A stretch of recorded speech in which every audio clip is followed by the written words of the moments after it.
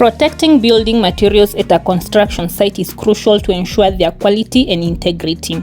Exposure to weather elements like rain, sun, or wind can damage materials, leading to potential safety hazards and increased cost due to replacements. In this video, I highlight some tips to protect building materials at your construction site. Number 1. Secure storage. Store materials in a locked area or secure containers. Number 2. Weather protection. Cover materials vulnerable to weather damage with traps or shelters. Number 3. Elevating. Keep materials off the ground by using pallets or raised platforms to prevent moisture damage. Number 4. Surveillance. Use security cameras or hire guards to monitor the site. Number 5. Inventory management.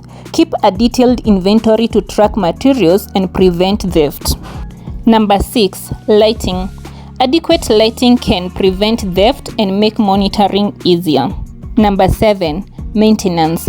Regularly inspect materials to identify any signs of damage or theft and take necessary steps to repair or replace them. And finally, number 8, collaboration. Work closely with suppliers to schedule deliveries as needed, minimizing excess materials on site.